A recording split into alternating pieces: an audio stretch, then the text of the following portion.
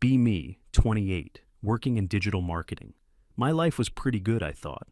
Lived with my boyfriend Tristan for about 2 years. He's a software guy, pretty quiet, very logical. In the beginning, everything felt perfect, almost too perfect. We split the chores right down the middle without even talking about it.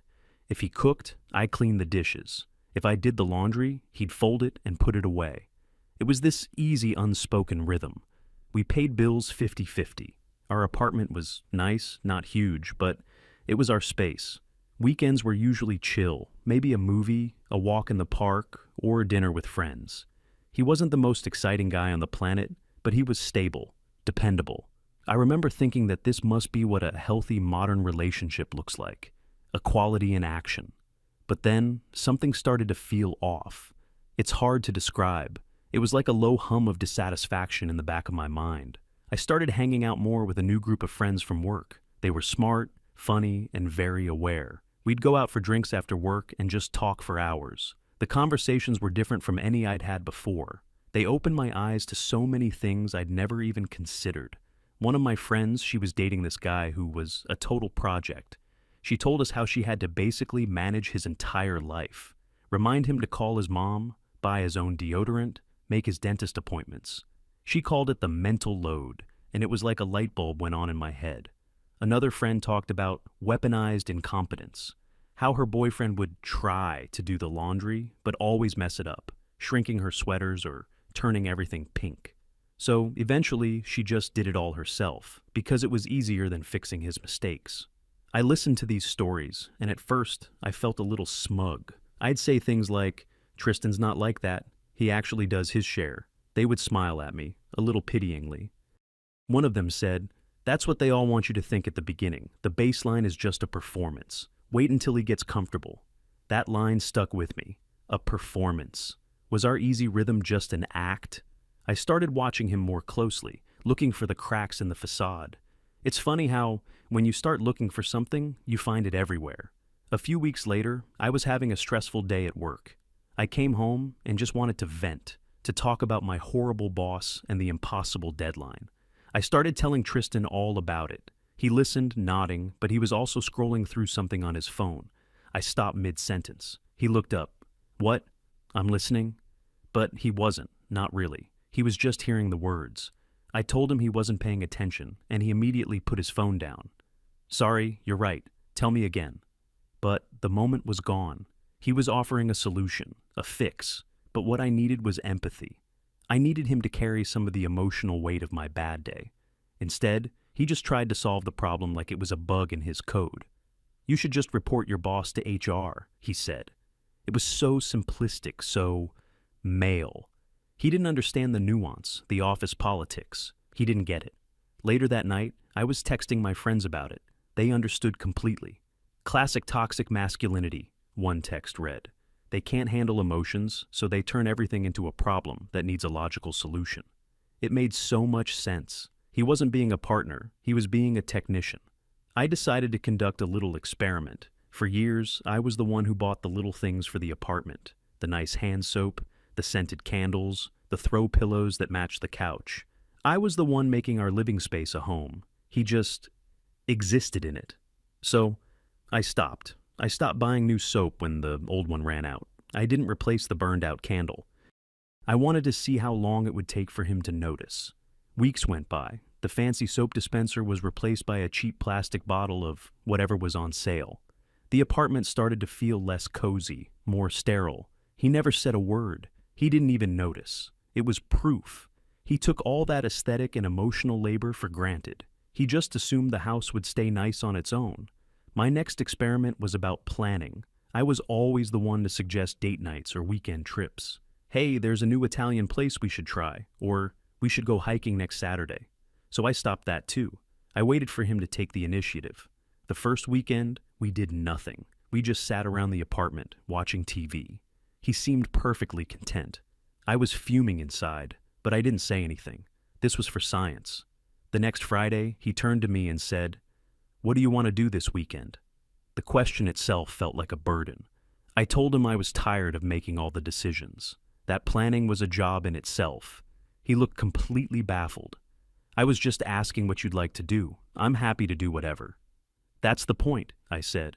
You're happy to go along, but you don't want to do the work of coming up with the idea. He just stared at me. I could see the gears turning in his head, but he wasn't getting it. That weekend, he did plan something. He booked a table at a steakhouse. A steakhouse. He knows I've been trying to eat less red meat. I went, but the whole dinner felt like a chore. He tried to make conversation, but I could only see the lack of effort. He didn't plan something thoughtful, tailored to me. He just executed a generic date night protocol. I told my friends about it, and they weren't surprised. He's showing you who he is, one of them said. You just have to be willing to see it. The small issues started piling up, creating a mountain of evidence. One evening, I was struggling to open a jar of pickles. My hands kept slipping. He was sitting at the table and saw me struggling. He just watched for a solid minute before he got up and said, "Here, let me get that." He opened it with one easy twist. A year ago, I would have thought, "Thanks, that's sweet." Now, all I could think was, why did he wait? Why did he watch me struggle? It felt like a power play, a subtle way of reminding me that he was stronger. It was a subconscious display of physical dominance, a little piece of the patriarchy right there in our kitchen. I started pointing these things out to him. I tried to be gentle, to frame it as a learning opportunity for both of us. When you do that, it feels like you're reinforcing traditional gender roles, I'd say. Or, I'd appreciate it if you didn't mansplain my own computer problems to me. His reaction was always the same, utter confusion. He would get this wounded look in his eyes, like a dog that's been kicked for no reason. "I was just trying to help," he'd say. That phrase began to drive me insane. I was just trying to help. It was a shield he used to deflect any real accountability. He wasn't helping. He was performing his role as the capable male protagonist in our story. The relationship was no longer a partnership. It was becoming an educational project, and I was the unpaid teacher. His best friend, Emmett, came over one night to watch some game. I never liked Emmett much. He had that smug, I know better vibe. I was in the kitchen, and I could overhear them talking. Tristan was telling him about one of our recent disagreements. He was talking about how I said he was being dismissive of my emotional needs. I heard Emmett laugh, a short, sharp, cynical sound.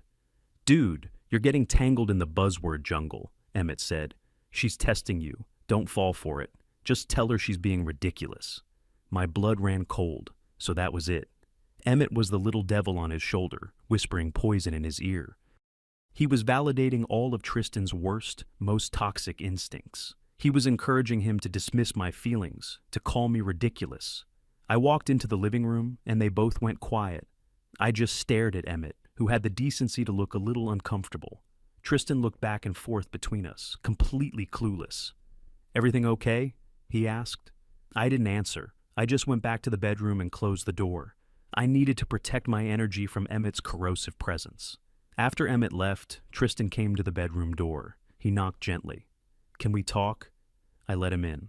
I was ready to finally have it out, to tell him how his friend was a misogynist who was undermining our relationship.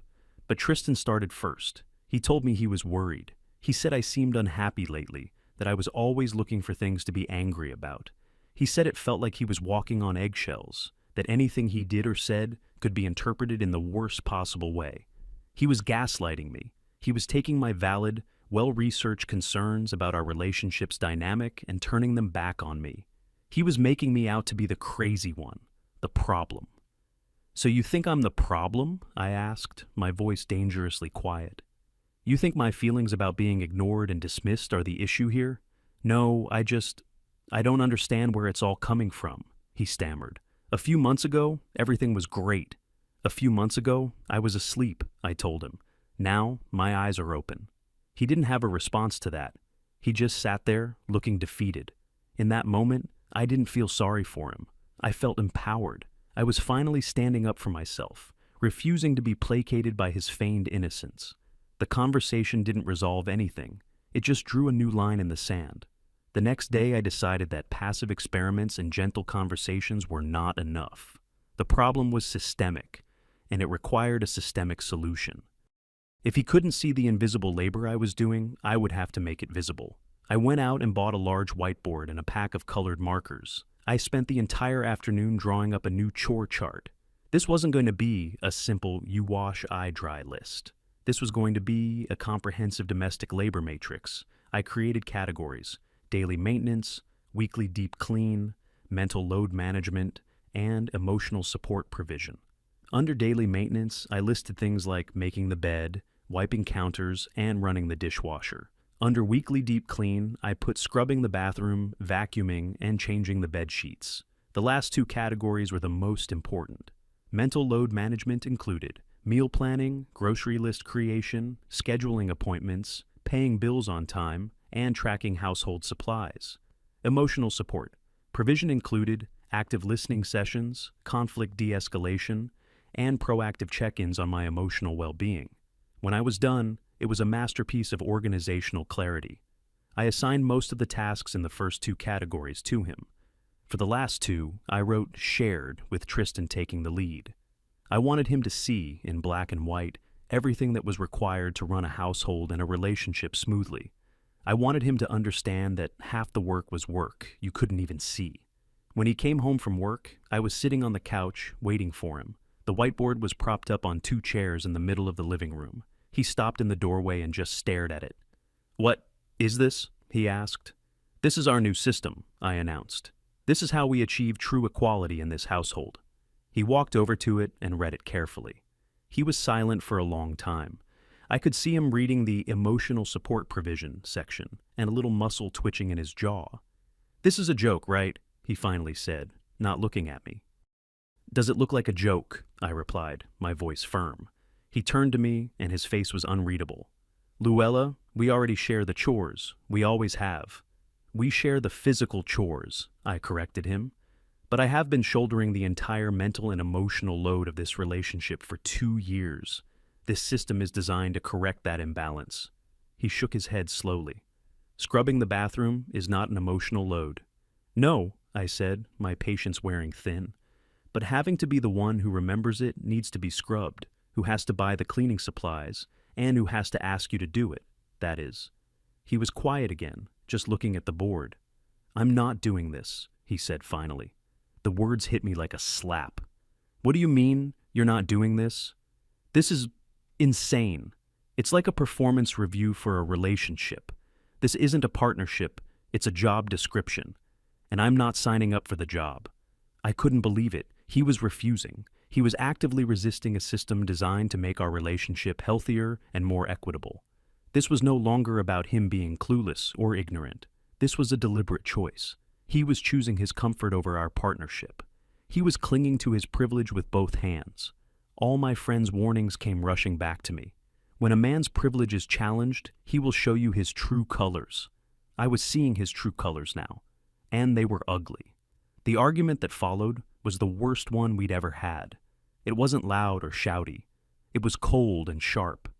I accused him of being a covert misogynist. He told me I was turning our home into a hostile work environment. I told him he was afraid of a truly equal partner. He said he wasn't afraid of an equal partner, but he didn't want a manager. Nothing was resolved. The whiteboard stood in the living room like a monument to our division. For the next few days, we barely spoke. We moved around each other in the apartment like ghosts. He did his usual chores, pointedly ignoring the chart. I did mine, feeling a burning sense of injustice with every dish I washed. I knew something had to give. This Cold War couldn't last. I needed a new strategy, a bolder one. The whiteboard had failed because it still allowed for debate. It was a proposal he could reject. The next step couldn't be a proposal. It had to be a non-negotiable term of our relationship. It was time to stop educating and start demanding. The silent treatment lasted for almost a week. The whiteboard was still in the living room. Neither of us had moved it. It was this big, awkward symbol of our stalemate. Every time I walked past it, my resolve hardened. I spent that week talking constantly with my friends. They were my lifeline, validating every feeling I had.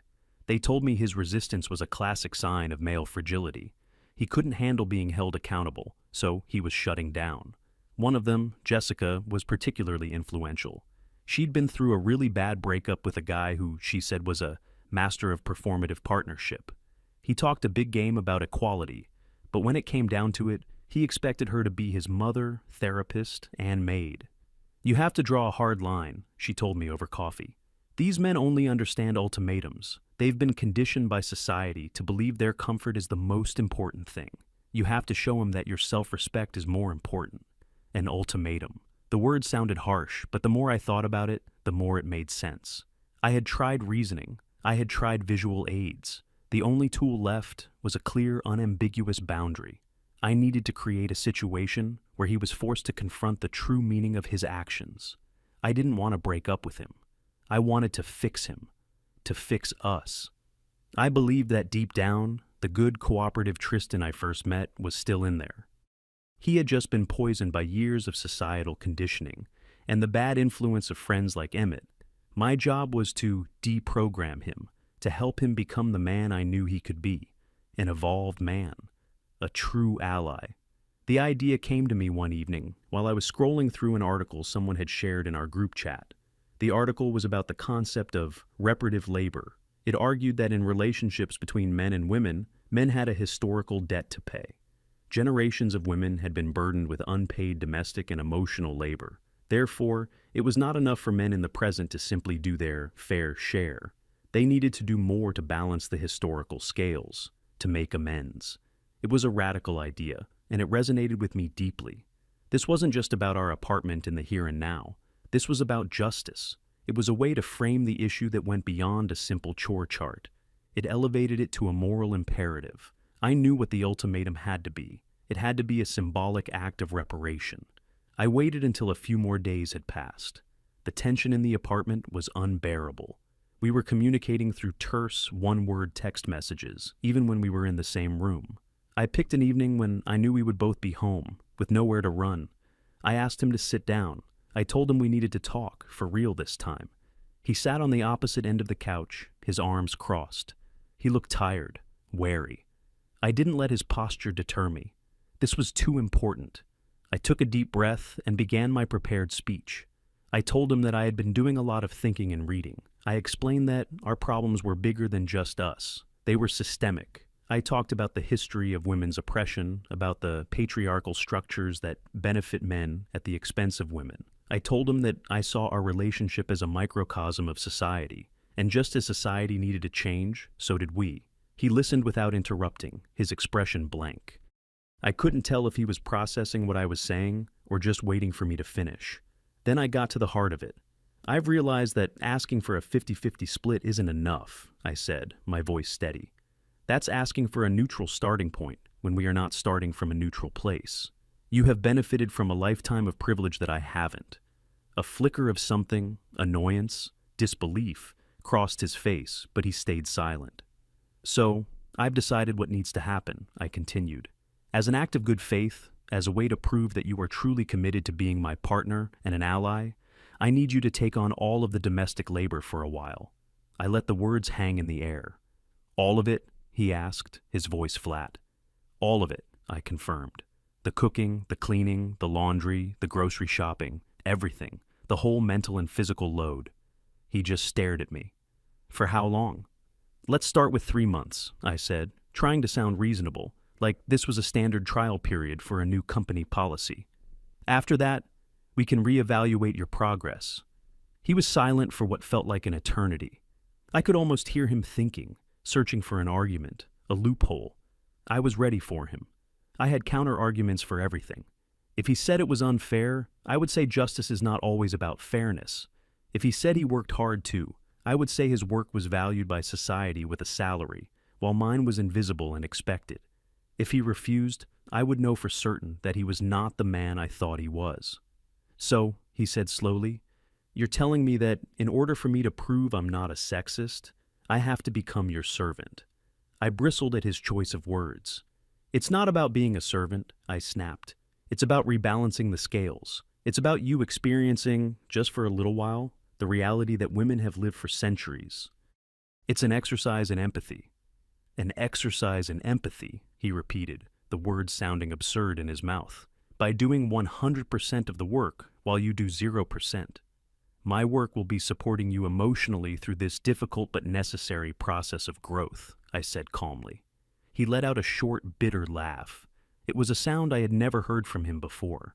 So you'll be my life coach while I'm your maid, he said, If that's how your toxic masculinity forces you to frame it, then fine, I shot back. I can't control your perception. I can only present the opportunity for you to become a better man. I felt powerful in that moment. My arguments felt unassailable. I had logic, history, and morality on my side. All he had was his wounded pride. This is my final offer, Tristan, I said, leaning forward. This is the path forward for us. If you're not willing to walk it with me, then I don't think there's a path at all. I had laid my cards on the table. The ultimatum was clear. I expected more arguing. I expected pleading or anger. Instead, he just looked at me. His face was strangely calm. The tension seemed to drain out of him. He looked at me for a long time, as if he was seeing me for the first time. Then he nodded slowly. Okay, he said. Just that one word. Okay. I was so stunned I couldn't speak. I had been so braced for a fight that his easy agreement completely disarmed me. Okay, I repeated to make sure I'd heard him correctly. Yes, he said, his voice even. I understand. I'll do it. A wave of relief washed over me, so intense it almost made me dizzy. He got it. He finally got it. My gambit had worked. I had broken through his defenses, and he had seen the light. I felt a surge of affection for him. I knew it was hard for him, for his ego. But he was doing it. He was choosing us. Thank you, I said, my voice a little choked up. This means so much to me. You won't regret this. He just gave me a small, tight-lipped smile. I'm sure I won't, he said. The rest of the evening was a little awkward. The storm had passed, but the air was still charged. I suggested we watch a movie to celebrate our breakthrough. He agreed. We sat on the couch, not touching. I was practically buzzing with a sense of victory. I had not only saved my relationship, I had elevated it. We were going to be a model couple, a testament to what was possible when a man was willing to do the work. I fell asleep that night, feeling more hopeful than I had in months. The next morning was a Saturday. I woke up and for a moment, I forgot what had happened. Then it came rushing back, and I smiled. I stretched and decided to stay in bed a little longer. I deserved it. I could hear Tristan moving around in the kitchen. I imagined him making coffee, maybe starting on a special breakfast to mark the first day of his new enlightenment. I finally got up around 10 a.m. I walked into the living room, and he was there, putting on his shoes. He had a gym bag with him. Morning, he said, his tone perfectly normal. I'm heading to the gym. Oh, okay, I said. What about breakfast? I already ate, grabbed a protein bar, he said. I'll be back in a couple of hours. The dishwasher is full, by the way. It needs to be emptied. He said it so casually, like he was just giving me a piece of information, but it felt different. I just nodded. Okay, have a good workout. He left. The apartment was quiet. I went to the kitchen. The dishwasher was indeed full of clean dishes. The coffee maker was empty. The counter had a few crumbs on it. My new life had begun. He was taking care of things. The fact that he hadn't made me breakfast was a minor detail. He was probably just adjusting to the new routine. I spent the next couple of hours enjoying my newfound freedom. I did a face mask, painted my nails, and called Jessica to tell her the good news. He agreed, I told her triumphantly. I told you, she squealed. You just had to be firm. He's probably terrified of losing you. Now the real work begins. You have to hold him to it. No backsliding. I assured her I would. Tristan came back from the gym a little while later. He immediately went to the kitchen, emptied the dishwasher, and started wiping down the counters. He was doing it. He was actually doing it. I'm meeting up with some friends for brunch, I announced, walking into the kitchen. Okay, he said, not looking up from the sink. Have fun. I put on a new dress I'd bought, did my makeup, and felt fantastic. I was going to go out and celebrate my victory with the women who had helped me achieve it. As I was leaving, I glanced back at him. He was sorting the laundry into whites and colors. He looked up and met my eyes for a second. There was no resentment on his face, no anger, just a kind of placid emptiness. It was a little unsettling, but I brushed it off. This was a transitional period. It was bound to be a little strange. Brunch was amazing. My friends toasted me. They called me brave and inspiring. Jessica said I was doing the Lord's work. We drank mimosas and talked for hours about how we were all changing the world, one relationship at a time. I felt so seen, so validated. I got home in the late afternoon, feeling happy and a little tipsy. I expected to walk into an immaculate apartment, maybe with the scent of a slow-cooked dinner in the air. The apartment was clean, yes, spotless even. But it was also weirdly empty. I couldn't put my finger on it at first. I walked into the living room. The TV was on, but the sound was muted. Then I noticed it. The spot on the shelf where his gaming console used to be was empty. A cold knot of dread formed in my stomach. I walked over to the bookshelf. The whole row of his nerdy sci-fi paperbacks was gone. My heart started beating faster. I hurried to our bedroom. I threw open the closet door. His side was completely bare. Hangers empty. The shelf where he kept his sweaters empty. The shoe rack empty. I spun around, my mind refusing to process what I was seeing. I ran to the bathroom. His toothbrush was gone. His razor was gone. It was like he had been surgically removed from our home. I stumbled back into the living room, my legs feeling weak. No. This couldn't be happening. He wouldn't. He couldn't. He had agreed. He had said okay. Maybe he was just moving some stuff to his friend's place to make more room. It was a stupid thought, and I knew it. My eyes scanned the room frantically, looking for an explanation. And then I saw it. On the kitchen counter, placed perfectly in the center, was a single white envelope. My name was written on it in his neat, blocky handwriting. My hands were shaking as I picked up the envelope. It felt impossibly heavy. For a second, I didn't want to open it. I wanted to put it back down, walk out the door, and come back in an hour, hoping it would be gone. Hoping this was all some kind of bizarre misunderstanding. But I knew it wasn't. I ripped it open. Inside was a single piece of paper, folded neatly. It wasn't a long, emotional letter. It was short, terse. I unfolded it and read. Luella, it started. You were right. Our relationship did need a systemic change. I've been thinking about all the emotional labor, the mental load, and the historical imbalances you talked about. And I've realized you deserve someone who is willing and able to meet those needs. That person isn't me. My breath caught in my throat. I read on. You wanted me to prove I was your ally. A real ally wouldn't let someone they care about turn into a person they don't respect. A partner doesn't assign corrective labor to the other. That's what a parole officer does.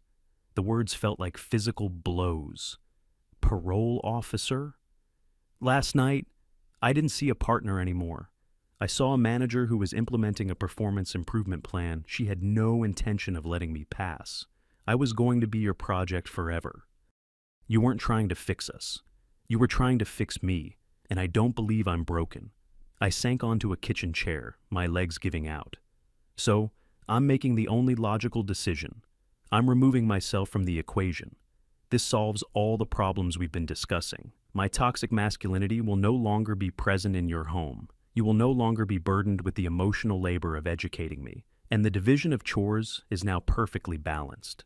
The final lines were the ones that made me feel sick to my stomach.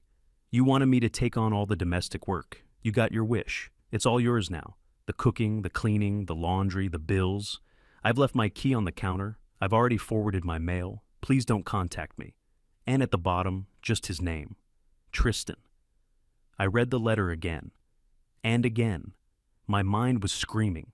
This wasn't how it was supposed to happen. He was supposed to stay. He was supposed to do the work. He was supposed to change. He wasn't supposed to leave. This wasn't a victory. This was a total catastrophic failure. He hadn't understood it all. He had twisted my words, my intentions. He made me sound like a monster, a tyrant. I grabbed my phone, my fingers fumbling as I tried to call him. The call went straight to voicemail. His voice, calm and even, a recording from a happier time. I tried again, straight to voicemail. I sent him a rapid-fire series of texts. How could you do this? You just walked out, without even talking to me? You completely misunderstood everything I was trying to do. This is emotional cowardice, Tristan. You're running away from the work. Please call me. No reply. The messages showed as delivered, but not read. I tried calling Emmett. I hated doing it, but I was desperate. He answered on the second ring. What do you want, Luella? He asked, his voice cold. There was no pretense of friendliness. Where is he? Is he with you? I demanded. Yes, he's with me, Emmett said. And no, he's not going to talk to you. You did this, I screamed into the phone. You poisoned him against me. There was a pause on the other end. "No," Emmett said, his voice dangerously quiet. "You did this. You took a good guy who treated you like a queen, and you decided he was a fixer-upper project. You kept pushing him, testing him, trying to break him down and rebuild him into some woke fantasy. Well, you pushed him right out the door. Congratulations." I started to cry, a mix of anger and self-pity. "He's making a huge mistake," I sobbed. "No," Emmett said. "For the first time in months, he's making a decision for himself, not trying to guess what the right answer is on one of your impossible tests. He's done being your student." Then he hung up. I sat there in the silent, empty apartment, holding my phone. The silence was the worst part. It was a heavy, suffocating thing. I had gotten what I wanted, a home free of his toxic presence. But it didn't feel like liberation. It felt like a tomb. The first few days were a blur of denial. I kept expecting him to walk through the door, to tell me it was all a big, stupid misunderstanding, and he was ready to come home and do the work. Every time I heard a key in a neighbor's lock, my head would snap up, full of hope. But he never came. I called my friends, hysterical. At first, they were supportive. "He's just trying to manipulate you," Jessica said. "It's a power move. He's punishing you for standing up for yourself. Don't give in. He'll come crawling back when he realizes he can't survive without you." I clung to that idea. He'd be back. But a week passed, then 2. The reality started to set in. He wasn't coming back. And the apartment, our apartment, started to fall apart. At first, I didn't notice. I was too wrapped up in my own misery to care about chores. I ordered takeout every night. The greasy containers piled up in the trash. The trash started to overflow. I didn't know when trash day was. Tristan had always taken it out. The dishwasher was full of dirty dishes. I ran it, but then I didn't empty it. I just started pulling clean dishes out of it as I needed them. A mountain of laundry grew in the corner of the bedroom. I ran out of clean underwear. I had to go buy a new pack. The bathroom started to look grim. One morning, I realized we were out of toilet paper. I had a moment of pure panic. I had no idea we were even running low. Tristan had always been the one to notice, to put it on the grocery list, to make sure we were stocked up. It was part of that mental load I had accused him of not carrying. Turns out, he had been carrying it all along, just silently, without needing a whiteboard to tell him to. The apartment wasn't just messy, it felt unmanaged. The bills started to arrive, the rent, the utilities, the internet. They were all in his name. The accounts were linked to his bank. I had to call each company, explain the situation, and try to get the accounts transferred to my name. It was a humiliating, bureaucratic nightmare that took hours and hours on the phone. My friends' support started to wane.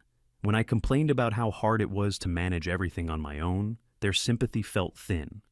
"Welcome to being a single woman," one of them said with a shrug. Jessica was the worst. "Well, you can't expect the patriarchy to be dismantled without a little inconvenience," she said, as if my overflowing laundry basket was a noble sacrifice for the cause. They didn't get it. They lived in their own apartments, or with roommates. They didn't know what it was like to go from a dual-income, dual-labor household to being completely on your own overnight. I felt profoundly, utterly alone. About a month after he left, I saw him. I was at the grocery store, the one we used to go to together.